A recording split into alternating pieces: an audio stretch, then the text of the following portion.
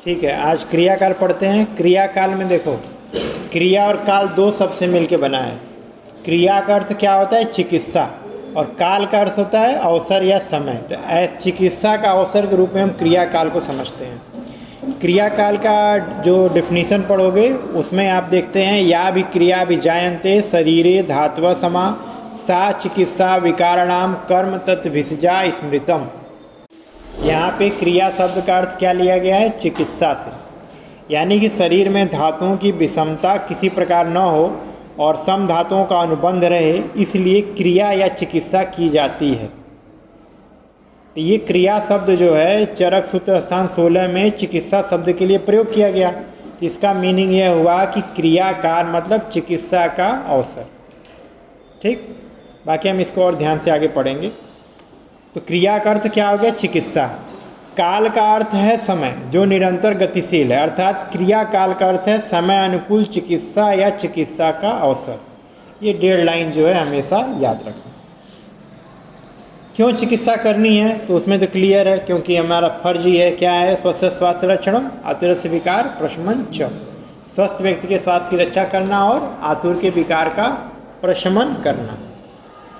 तो ये विकार उत्पन्न क्यों होते हैं पहले ये समझ लेते हैं। तो इसके 2 या 3 कारण होते हैं। तो पहला क्या होता है? बाह्य कारण। बाह्य कारण में आपका क्या होता है? आहार और विहार के सम्यक उपयोग न होने के कारण दोष का प्रकोप होता है। इन दोषों को इसे ही प्रकोपक कारण हम कहते हैं। जैसे अधिक रुचाहार से वात की वृद्धि, जो लास्ट लेक्चर में पढ़ाए थे, या अधिक व्यायाम या दौड़ने से वात की वृद्धि, तीक्ष्ण कटु आहार के सेवन से पित्त की वृद्धि, अधिक आतप सेवन से पित्त की वृद्धि, अधिक मधुर द्रव्य के सेवन से कफ की वृद्धि और दिन में सोने से कफ की वृद्धि। तो कल हम बहुत सारा निदान के बारे में पढ़े थे, जिससे वात वृद्धि क्षय होता है। तो ये उन्हीं में से कुछ पार्ट है। अब आता है अभ्यंतर कारण। अभ्यंतर कारण ये 3 होते हैं। तो इसमें आता है असात्मिक संयोग, प्रज्ञा अपराध और काल परिणाम। तो असात्मिक संयोग मतलब क्या होता है कि जो इंद्रियार्थ हैं उनके जो अर्थ हैं, यानी शब्द स्पर्श रूप रसगंध, उसका हीन योग, मिथ्या योग या योग। ठीक, ये आपका क्या कहलाता है? असात्म इंद्रियार्थ संयोग। जैसे अधिक रोशनी में पढ़ना जो चक्षु इंद्रिय का अति योग है, कम रोशनी में पढ़ना हीन योग है। जो पढ़ने लायक नहीं है उसको पढ़ना, मतलब कुछ अदर सब्जेक्ट पढ़ना, जो आपका सब्जेक्ट उसके इतर कुछ पढ़ना, पत्र पत्रिकाएँ पढ़ रहे हो, तो क्या कहलाएगा? मिथ्या योग। और प्रॉपर वे में देखना तो समयोग कहलाता है। तो ये तीनों शब्द बार बार प्रयोग होता है। एक श्लोक आप अष्टांग में पढ़ रहे होंगे, कालार्थ योगो हीन मिथ्या अति मात्र का, उसका भी मीनिंग यही है। ठीक, फिर आता है आपका प्रज्ञा अपराध। प्रज्ञा अपराध का मतलब क्या होता है? धी धृति स्मृति विभ्रष्टम कर्म यत कुरुते अशुभम प्रज्ञा अपराधम तब विद्यात सर्वदोष प्रकोपणम। यानी कि बुद्धि, धैर्य और स्मृति के भ्रष्ट हो जाने पर जब व्यक्ति अशुभ कर्मों को करता है तो उसे सभी प्रकार के शारीरिक और मानसिक दोष प्रवृत्त होते हैं या प्रकोपित होते हैं। इसमें बेसिकली आपको क्या समझना है कि प्रज्ञा अपराध वह है जो सब कुछ जानते बूझते जिस कार्य को किया जाए, हमको पता है कि हमको पढ़ना चाहिए फिर भी पढ़ाई नहीं कर रहे हो, इसी को हम क्या बोलते हैं? प्रज्ञा अपराध। जिन कारणों के बारे में आपको स्वयं पता रहता है लेकिन उसका बार बार आप सेवन करते हैं, तब उसी को हम लोग क्या बोलते हैं? प्रज्ञा अपराध। ये होता क्यों है? धी धृति विस्मृति विभ्रष्टम। आपका धैर्य छूट जाए, आप भूल जाएं उसके बारे में, स्मृति विभ्रंश हो, ऐसे होने के कारण आप क्या करते हैं? उन्हीं निदानों का सेवन बार बार करते हैं। फिर आता है काल। काल में क्या होता है ये पता ही होगा, नित्यक और आवस्थिक। नित्यक काल में क्या होता है? वर्षा, शरद, हेमंत, शिशिर, बसंत, ग्रीष्म। इन 6 ऋतुओं को अति योग, हीन योग या मिथ्या योग से उत्पन्न विकार, ये सब क्या कहलाते हैं? नित्यक काल विकार हैं। और आवस्थिक क्या होता है? बाल, युवा और वृद्धावस्था, जिसमें एज के कारण आपकी कोई स्थिति दिखाई दे। एज के कारण दिखाई देने का मतलब ये है कि बाल्यावस्था में कुछ रोग होते हैं, युवावस्था में कुछ रोग होते हैं, वृद्धावस्था में कुछ रोग स्वाभाविक रूप से होते हैं। तो इसको हम लोग क्या मानते हैं? आवस्थिक कारण। फिर क्या आता है? क्रियाकाल का वर्गीकरण। तो क्रियाकाल 2 तरह का होता है, एक होता है ऋतु क्रियाकाल, एक होता है व्याधि क्रियाकाल। ऋतु क्रियाकाल का मतलब क्या होता है? जो आप संचय प्रकोप प्रशमन पढ़ते हैं शिशिर बसंत ग्रीष्म में और वर्षा शरद हेमंत में और ग्रीष्म वर्षा शरद में। ठीक, शिशिर बसंत ग्रीष्म में कफ का, वर्षा शरद हेमंत में पित्त का, और तो आपका ग्रीष्म वर्षा और शरद इसमें वात का।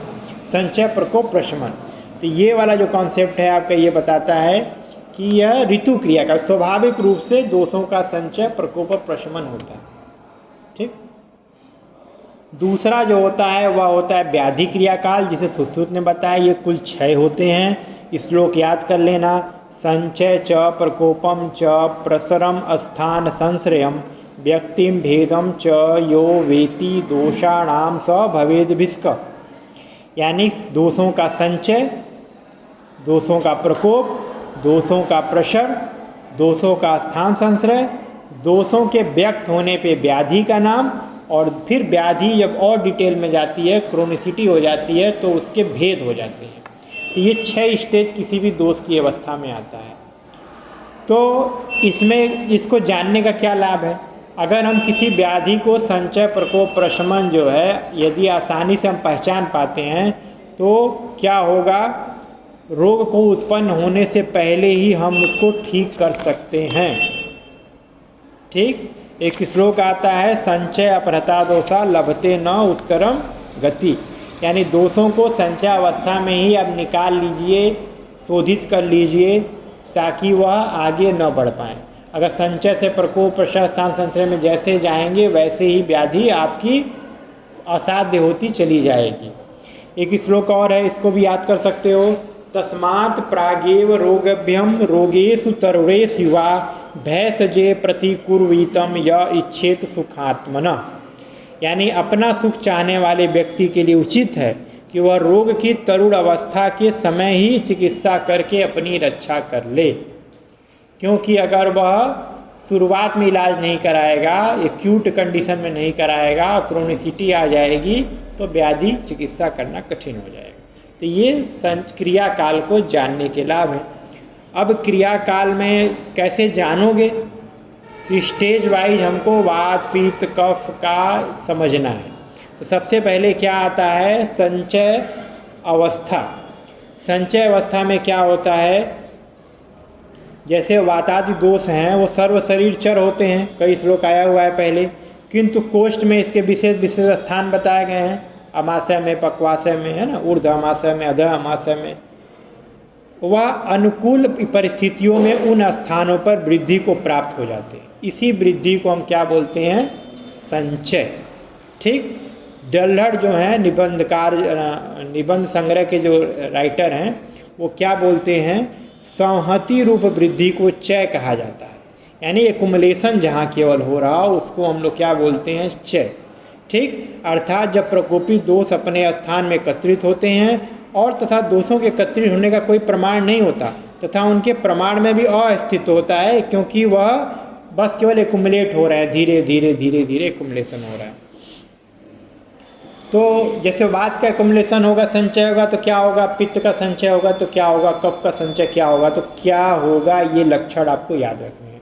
चाहे टेबल फॉर्म में बना लेना, चाहे जैसे बना लेना। तत्र संचिताम खलु दोषाणाम स्तब्ध पूर्ण कोष्ठता। स्तब्ध पूर्ण कोष्ठता, पीता भासता मंदोस्मता चंगानाम गौरवम आलस्यम च कारणम विद्वेषम चैति लिंगनी भवंती।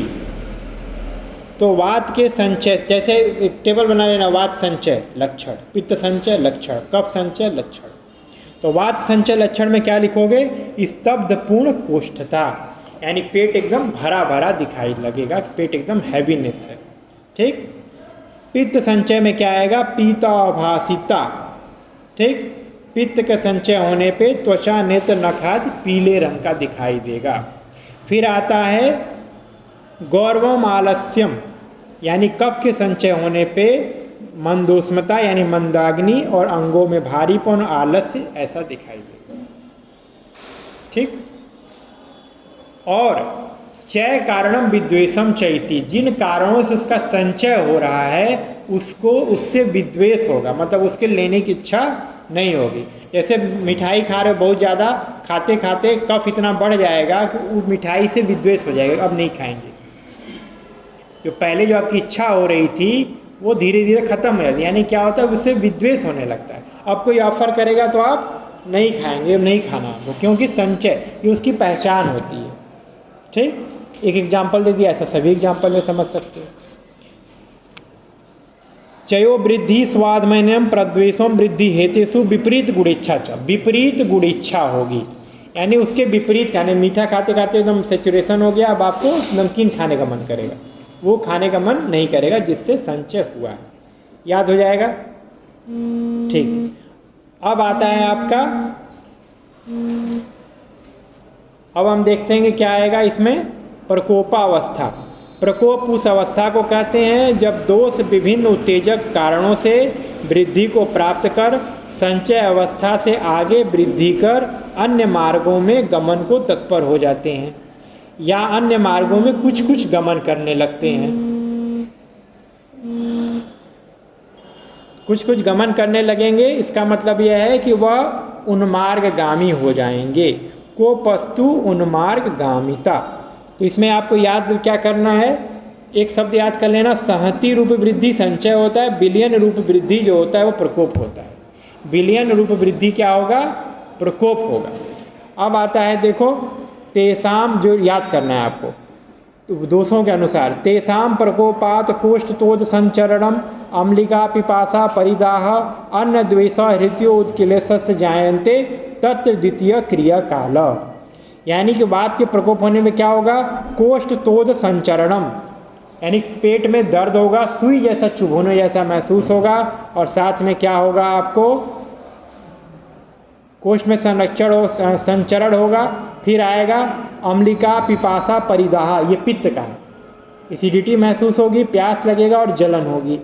अन्न द्वेष हृदयोत्क्लेशस्य जायन्ते, यानी कफ का प्रकोप होने से अन्न द्वेष, भोजन करने की इच्छा नहीं होगी, अरुचि होगी और जी मिचलाएगा, यानी कि उत्क्लेश होगा, वोमिटिंग जैसा या नौजिया जैसा लगेगा। ये आपका हो गया प्रकोपावस्था का लक्षण वात पित्त कफ का। फिर आता है प्रसर अवस्था, जब वह, प्रसर मतलब अपना स्थान छोड़ के दूसरे स्थान पे चले जाएंगे। प्रकोपावस्था, देखो नियम तो क्या है, संचय अपरता दोषा। अब संचय अवस्था में जितना जल्दी आप चिकित्सा उसका कर लेंगे, संचय में कर लिए तो उसे प्रथम चिकित्सा का अवसर बोलते हैं, प्रकोप में कर लिए तो द्वितीय चिकित्सा का अवसर बोलते हैं। इसी तरह से 6 तक जाना है।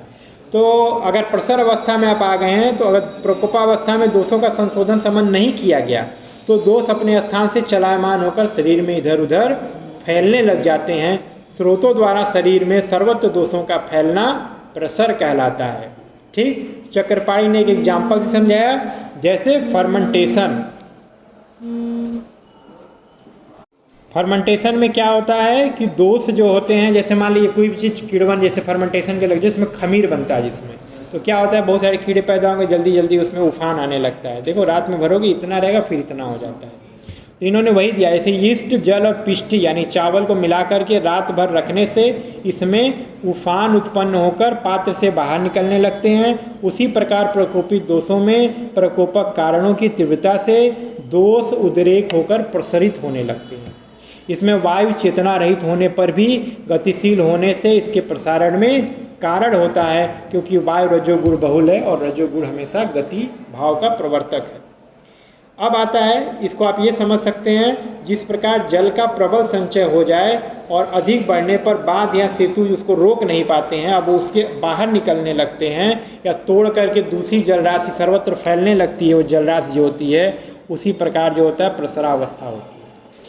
ठीक, एक एग्जाम्पल में लोग लेते हैं दूध उबालने का, जैसे दूध उबल करके जब गिरने लगता है तो उसको हम लोग क्या बोलते हैं, प्रसरावस्था। जब तक वो उबल रहा है तब तक प्रकोपित है। ठीक, गिरा नहीं, अपना स्थान त्याग नहीं किया है, तो वो कहाँ है आपका, प्रकोपावस्था तक। जब उसने अपना स्थान त्याग कर दिया, दूध फैलने लगा, तो वो क्या कहलाता है आपका, प्रसरावस्था। यह प्रसरावस्था 15 प्रकार की हो सकती है। तो तुम वात पित्त कफ और रक्त ये चारों लिख के सेट बनाओगे तो बन जाएगा। वात पित्त कफ रक्त, फिर वात पित्त, वात कफ, पित्त कफ, वात रक्त, पित्त रक्त, कफ रक्त, वात पित्त रक्त, वात कफ रक्त, पित्त कफ रक्त, पित्त वात पित्त कफ, और चारों मिला करके वात पित्त कफ और रक्त। ये 15 प्रकार, 15 सेट ही बनेगा। अगर वात पित्त कफ और रक्त लिख करके बनाओगे सबको मिला मिला के कॉम्बिनेशन तो 15 से प्रकार से बनेगा। तो इन 15 प्रकार से दोषों का क्या हो सकता है, आपका प्रशर हो सकता है। तो प्रशर में भी हमको ध्यान देना है। ये प्रकोपिता नाम लक्षण देखें, ये प्रकोपिता नाम प्रसरता नाम च वायु बीमार गमन आटोपो, ये वात का लक्षण है कि वायु का जब प्रसर होगा तो अपने स्थान से अन्य मार्गों में संचरण करेगा और पेट में गुड़गुड़ाहट होगी। आटोप मतलब क्या होता है, पेट में गुड़गुड़ाहट होना। ओस चोस परिदाह धूमायनानि पित्तस्य, यानी कि उष्णता चूसे जाने जैसी पीड़ा, जलन और धुएं के समान धूम आयानी पित्त के प्रकोप से पित्त के प्रसर में आपको ये लक्षण देखने को मिलेगा। अरोचकम अविपाकश्च अंगसाद छर्दिश्चैति विश्लेषमा लिंगानी, यानी कफ के प्रसर होने पे अरुचि, अपच, अंगों में थकावट, उल्टी आती है और यह चिकित्सा का तृतीय काल है। चिकित्सा का तृतीय काल है। तो ये आपका लक्षण से पहचाना। तो संचय प्रकोप प्रसर में ही इस तरह के लक्षण दिए हुए, इन 3 का अच्छे से तैयार कर लेना। श्लोक नहीं याद होता कोई बात नहीं, टेबल बना लेना। वात लिख करके लक्षण, पित्त लिख के लक्षण, कफ लिख के संचय में, प्रकोप में और प्रसर। वो टेबल बहुत सुंदर लगता है और मार्क भी अच्छे मिलते हैं। जिनको श्लोक याद होता है तो कोई बात नहीं, श्लोक याद कर लें तब भी टेबल बनाना ही है। ठीक है। अब आता है स्थान संश्रय, जो बहुत महत्वपूर्ण स्टेज है। अगर आपने प्रसर अवस्था में भी चिकित्सा नहीं की तो दोष प्रसरित हो रहे हैं, तो दोष जब प्रसरित हो रहे हैं जहाँ उनको खाली स्थान यानी उनके लिए इन्वायरमेंट मिलेगा डिजीज पैदा करने के लिए, वहाँ पे वो डिजीज पैदा कर दें। ठीक, इसीलिए आप लोग अभी संस्कृत में पढ़ेंगे या कम्युनिटी मेडिसिन में कि होस्ट और पैथोजन के साथ इन्वायरमेंट भी जरूरी होता है, ट्रायंगल बनता है। ऐसा नहीं पैथोजन है और आप होस्ट हैं तो आपको बीमारी हो ही जाएगी, इन्वायरमेंट होना चाहिए तब वो ग्रो करेगा। ठीक, तो अब देखिए संचय अवस्था में प्रसिद्धनाम पुनः दोषाणाम स्रोतो वैगुण्यात यत संग स्वस्थान संश्रय, यानी कि दोष जो है प्रसरित होकर के जहाँ पर भी कहीं संग बनाएंगे, इसको और डिटेल अभी कर देता हूँ। तो इस जहाँ जहाँ जाएंगे, जहाँ जहाँ रोग उत्पन्न होगा, जहाँ वो रुक पाएंगे, जहाँ ख वैगुड़ होगा। ख वैगुड़ का मतलब क्या होता है, खाली स्थान, यानी उनके बैठने लायक जगह, उनके डिजीज पैदा करने लायक इन्वायरमेंट जहाँ भी होगा वो व्याधि उत्पन्न करेंगे। श्लोक देखो, कुपिता नामी दोषाणाम शरीरे परिधावत यत्र संग ख वैगुण्यात व्याधिस्तत्र उपजायते। श्लोक याद करना है, यानी कि कुपिता नामी दोषाणाम शरीरे परिधावत, कुपित दोष वात पित्त कफ शरीर में परिधावन यानी दौड़ धूप कर रहे हैं, दौड़ रहे हैं, चारों तरफ फैले हुए हैं।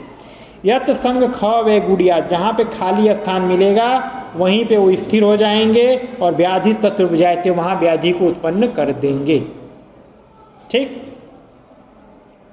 साथ में और देखो इसी अवस्था में एक और आगे देख लो, तत्र पूर्व रूप गतेषु चतुर्थ क्रिया काल, यानी इसी चतुर्थ क्रिया काल में व्याधि का पूर्व रूप आपको दिखाई देगा।